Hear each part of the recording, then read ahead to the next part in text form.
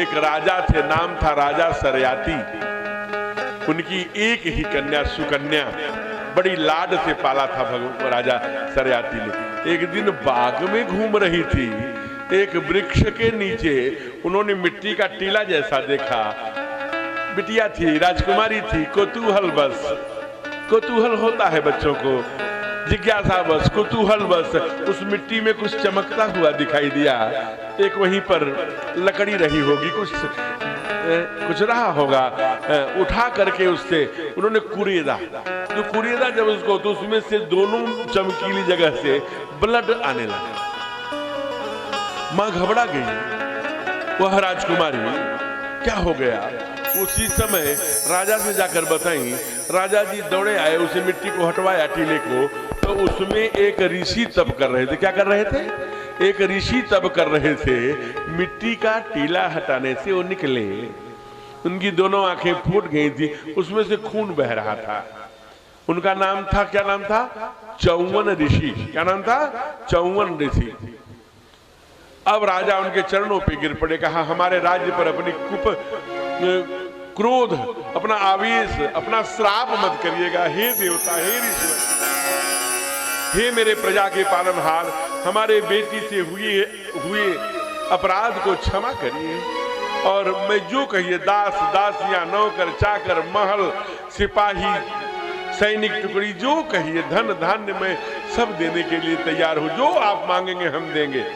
ऋषि ने कहा नहीं, मैं जो मांगूंगा वो नहीं दे पाएगा, तो उल्टी बातें मत कर, जा अपना काम कर। कहा नहीं, मैं राजा सरयाती संकल्प लेता हूं, आप मांगिए, जो मांगेंगे हम देंगे। मुस्कुराए, कहा देगा? कहा तो अपनी बिटिया का हाथ मुझे दे दे। आप आंखों से नहीं बुद्धि से भी अंधे हो गए क्या? राजा बदल गए। क्या मांग रहे हो?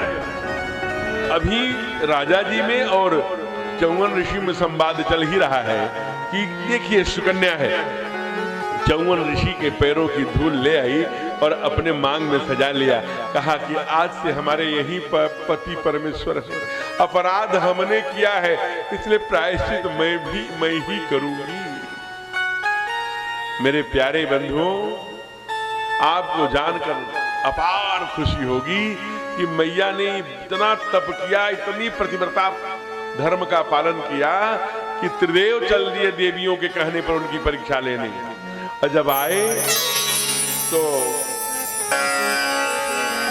चौवन ऋषि का हाथ पकड़ा, चारों एक जैसे हो गए, जैसे अलसिया माँ के परीक्षा लेने गए थे। माँ ने बालक बना करके पल्ले में झुला दिया था, पौधा दिया था। आज वही हाल, एकदम चारों एक जैसे सुंदर देवताओं, गंधर्व कुमार की तरह। कहा सुकन्या, ये चारों में एक जैसे हैं। हम लोग सामने तालाब है, इसमें डुबकी लगाएंगे और डुबकी लगाने के बाद बाहर आएंगे, हम चारों एक जैसे दिखेंगे। अगर तुम सही अपने पति का हाथ पकड़ लोगी ना, तो उसी रूप में आपको पति मिल जाएगा। हे भगवान, सुकन्या घबराई कि ये बात तो बहुत अच्छी हो जाएगी, हमारे पति एकदम सुंदर हो जाएंगे, आंखें वापस हो जाएंगी, लेकिन मैं जानूंगी कैसे चारों एक जैसे दिखेंगे? तालाब में डूब भी गए। मैया ने, माताओं की देवी कौन है? माँ पार्वती। जब आप तीज रहते हो ना, तो माँ पार्वती की ही तो पूजा करते हैं।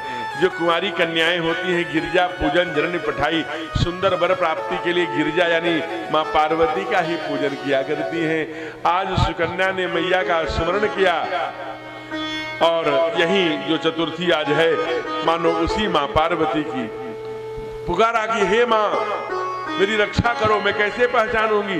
कान में आकर के माँ ने कहा, बेटी घबराना मत, देवताओं की पलक झपकती है, मनुष्यों की पलक झपकती है, देवताओं की नहीं झपकती। फिर से ध्यान देना, देवताओं की पलक नहीं झपकती, केवल मनुष्यों की झपकती है। जिसकी पलक झपकती होगी वही तुम्हारा पति होगा, उसी का हाथ पकड़ लेना। जो बाहर आए, और कुछ देर तक देखती रही मैया, जिसकी पलक बार बार झपकती थी, माँ ने जाके हाथ पकड़ लिया। जय जयकार हो गया, धन्य हो सुकन्या, धन्य हो, धन्य हो।